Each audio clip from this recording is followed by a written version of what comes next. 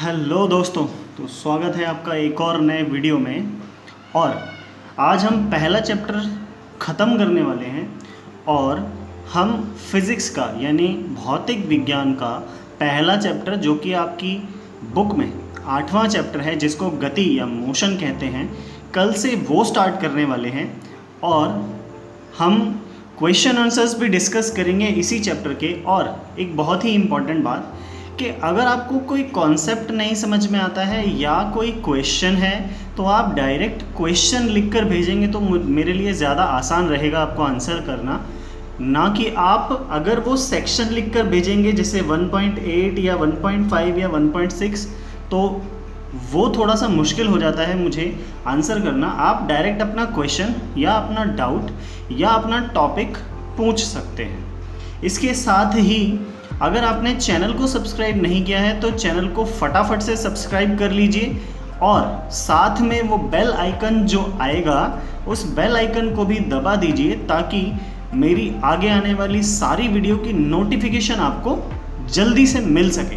तो चलिए शुरू करते हैं। हम गर्मियों में हमें सूती कपड़े क्यों पहनने चाहिए, लास्ट हमने ख़त्म किया था यहाँ पर और आज हम यहीं से शुरू कर रहे हैं।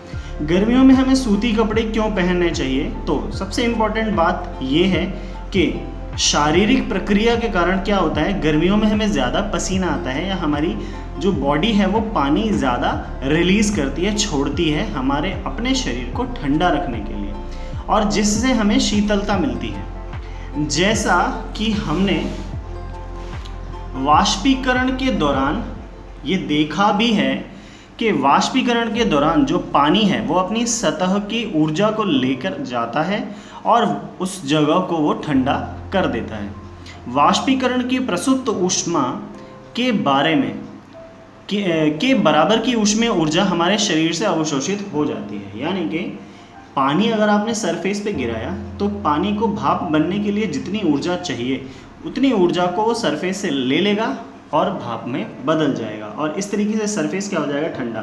हमारा शरीर भी ज़्यादा पसीना निकालकर हमारे अपने शरीर को ठंडा रखने का या तापमान नियंत्रित रखने का प्रयास करता है जिससे हमारे शरीर को शीतलता मिलती है, ठंडा हो जाता है। क्योंकि सूती कपड़ों में जल का अवशोषण अधिक होता है, यानी सूती कपड़े पानी को अच्छे से सोख लेते हैं, इसलिए जैसे ही हमारे शरीर को पसीना आता है सूती कपड़े उस पानी को सोख लेते हैं और वो बाहर वाष्पीकृत हो जाता है आसानी से, क्योंकि वो कपड़ों के ज़रिए बाहर सरफेस तक पहुंच जाता है और वहां से वह आसानी से वाष्पित हो जाता है और इसी कारण हमारे शरीर का तापमान कम बना रहता है, गर्मी में अधिक नहीं बढ़ता। यही कारण है कि हमें गर्मी में सूती कपड़े पहनने चाहिए क्योंकि वो पसीने को आसानी से अवशोषित कर लेते हैं, सोख लेते हैं। चलिए आगे देखते हैं। बर्फीले जल से भरे गिलास की बाहरी सतह पर जल की बूंदें क्यों नजर आती हैं? अच्छा, आपने ह्यूमिडिटी जिसको हम आर्द्रता कहते हैं इसका नाम तो सुना होगा। तो आर्द्रता क्या होती है? आर्द्रता होती है वायु में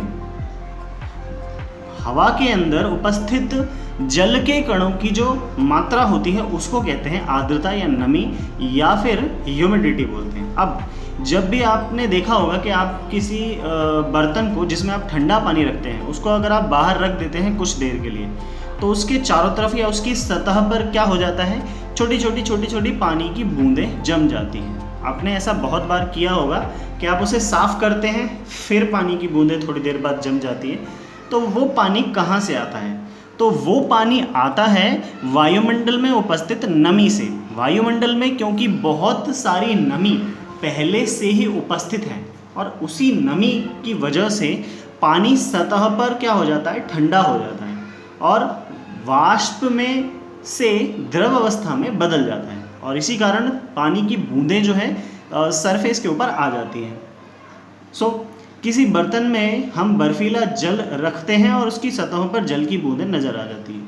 ये जलवाष्प होते हैं जो ठंडे पानी से टकराते हैं, ऊर्जा को खो देते हैं और द्रव अवस्था में बदल जाते हैं। तो ये आपकी प्रक्रिया थी, समझ में आ गई होगी आपको प्रक्रिया।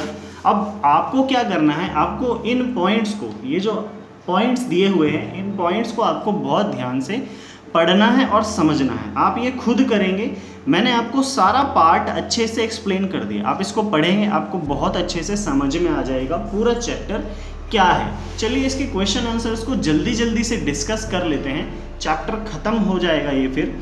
देखिए, निम्नलिखित तापमानों को सेल्सियस इकाई में परिवर्तित करना है। देखिए, डिग्री सेल्सियस हमारे पास एक इकाई होती है और एक इकाई होती है तापमान की केल्विन, ठीक है। अब आपको याद होना चाहिए कि 1 डिग्री सेल्सियस बराबर 273.16 केल्विन होता है। ये दोनों मात्रक है, ये भी तापमान का मात्रक है, ये भी तापमान का मात्रक है।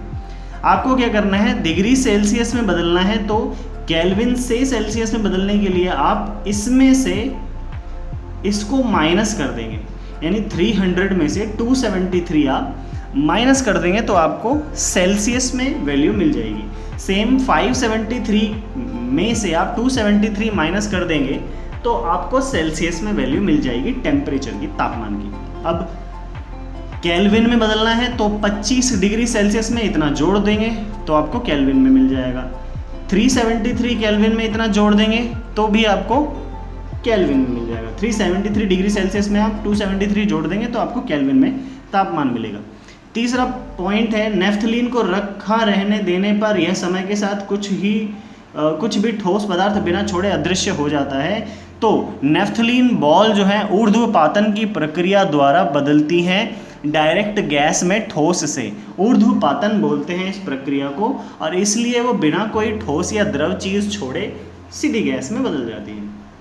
हमें इत्र की गंध बहुत दूर बैठे हुए भी पहुंच जाती है। इत्र यानी जो परफ्यूम, डिओड्रेंट जो आप लगा के घूमते हैं ना, वो, तो उसकी गंध आपको बहुत दूर तक पहुंच जाती है। ऐसा इसलिए होता है क्योंकि जो इत्र है वो हवा में बहुत जल्दी से घुल जाता है। आपने देखा होगा जब भी आप उसको लगाते हैं तो उसमें अल्कोहल होता है, और उस अल्कोहल की वजह से क्या होता है कि वो जल्दी से वायु में अवशोषित हो जाता है, उड़ जाता है, जिसकी वजह से वो वायु के साथ साथ दूर जगह तक पहुंच जाता है। निम्नलिखित पदार्थों को उनके कणों के बीच बढ़ते हुए आकर्षण के अनुसार रखिए। सबसे कम आकर्षण बल होता है गैस में। गैस क्या है इसमें? ऑक्सीजन। उससे ज़्यादा आकर्षण बल होता है द्रव में जो है जल, और सबसे ज़्यादा आकर्षण बल होता है ठोस में जो है चीनी। तो हो गया 1 2 3 खत्म।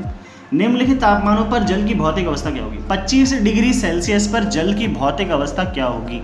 तो ध्यान देने वाली बात यह है कि 25 डिग्री सेल्सियस जो है आपके रूम टेम्परेचर है, आपका कमरे का तापमान है, और इस तापमान पर जल की जो अवस्था होगी वो होगी द्रव अवस्था।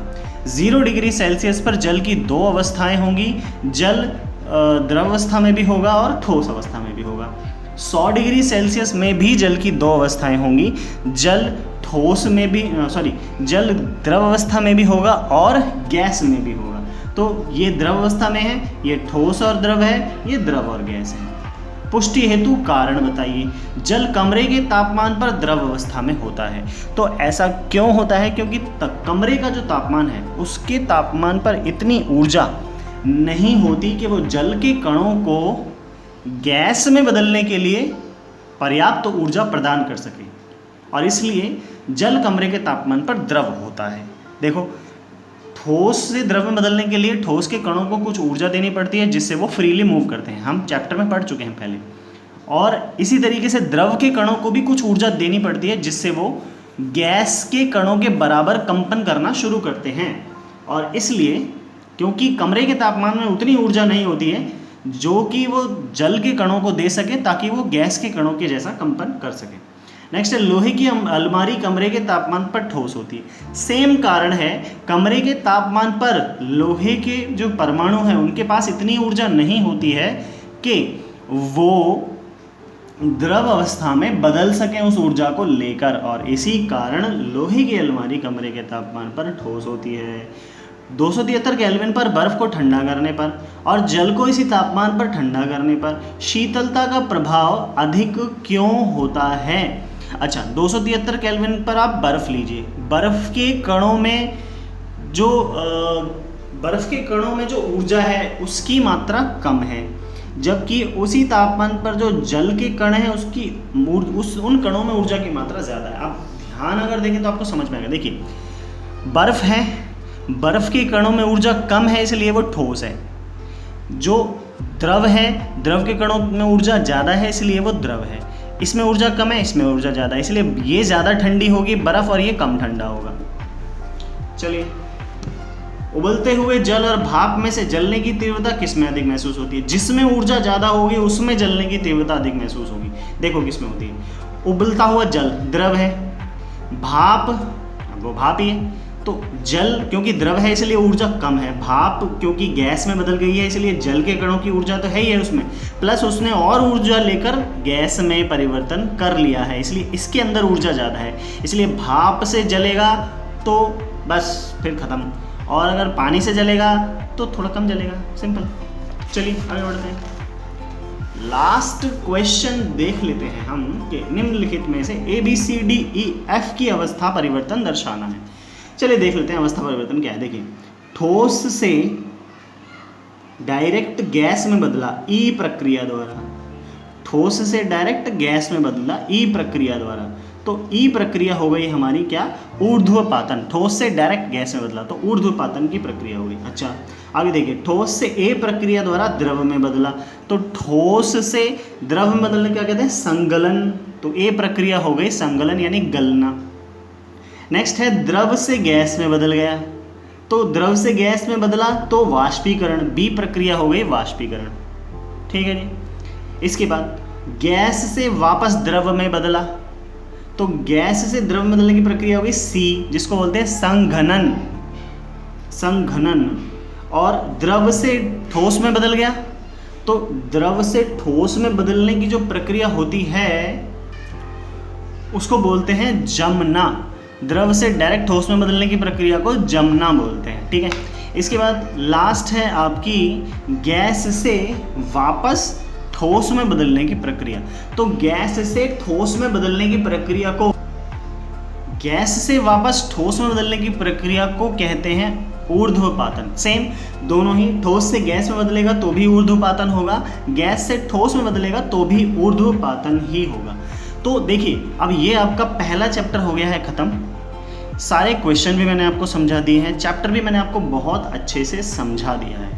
अब अगर इस चैप्टर में किसी क्वेश्चन में, किसी पॉइंट में, किसी टॉपिक में, किसी भी पार्ट में अगर आपको डाउट है तो आप मुझे वो पार्ट लिखिएगा। जैसे आपको वाष्पीकरण में डाउट है तो आप मुझे वाष्पीकरण लिखिएगा, या आपको कोई वर्ड नहीं समझ में आ रहा है वो मुझे आप वर्ड लिख सकते हैं, आप क्वेश्चन लिख कर भेज सकते हैं। सेक्शन ना भेजें क्योंकि सेक्शन से समझना थोड़ा मुश्किल होता है। एक क्वेश्चन आया था मेरे पास, तो उस क्वेश्चन में उसने पूछा था 1.8 का क्वेश्चन, तो मैं वो क्वेश्चन आंसर कर देता हूँ, आगे से आप ध्यान रखिएगा। क्वेश्चन पूछा गया था कि 1.8 जो सेक्शन है, उस 1.8 सेक्शन के जो नीचे क्वेश्चंस दिए हैं उनका आंसर बताना था। चलिए ये भी बता देते हैं, निम्नलिखित में से कौन कौन से पदार्थ हैं। देखिए, कुर्सी जगह घेरती है, पदार्थ है, अपना मास है उसका।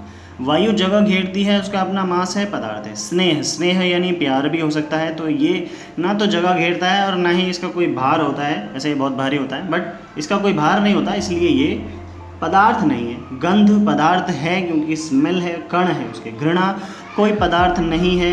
बादाम पदार्थ है, बहुत खाने चाहिए, रोज़ खाने चाहिए, दिमाग बढ़ता है। विचार कोई पदार्थ नहीं है, आपके दिमाग में आते हैं। शीत यानी ठंड लगना या ठंड कोई पदार्थ नहीं है, यह एक अनुभव है।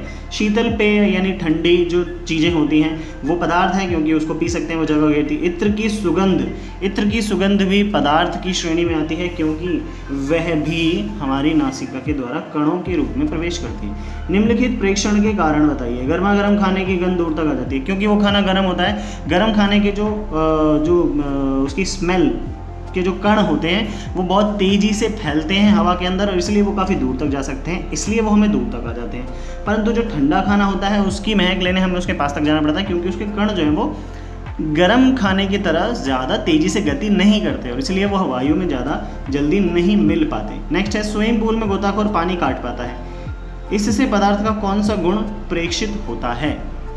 स्विमिंग पूल में गोताखोर पानी काट पाता है, इससे पदार्थ का गुण प्रेक्षित होता है कि पदार्थ के कणों के बीच आकर्षण बल कम है, ठोस से कम है, द्रव से ज़्यादा है, इसलिए वो पानी को आसानी से काट पाता है। नेक्स्ट है पदार्थ के कणों की क्या विशेषताएं हैं। तो इससे पहले जो आपने पढ़ी हैं, जो 3-4 पॉइंट पढ़े हैं कि पदार्थ के कण हमेशा गतिशील होते हैं, वो सारे पॉइंट आपको इसके क्वेश्चन के आंसर में लिखने हैं। तो आई होप आपको ये आंसर समझ में आ गया होगा और ये पूरा चैप्टर आपको अच्छे से समझ में आया होगा, मैं ऐसी आशा करता हूँ। अभी भी कोई डाउट रह गया हो तो आप मुझसे पूछ सकते हैं और मैं मिलूंगा आपसे अपने नेक्स्ट वीडियो में। चैनल को सब्सक्राइब करिए, फटाफट बेल आइकन को भी दबाइए और जो भी वीडियोस आपको अच्छी लगती हैं उन वीडियोस को लाइक करिए, अपने दोस्तों को भी ये वीडियो शेयर करिए ताकि वो भी इस नॉलेज को ले सकें। मैं मिलूंगा आपसे अपने नेक्स्ट वीडियो में, तब तक के लिए good bye, take care and thank you.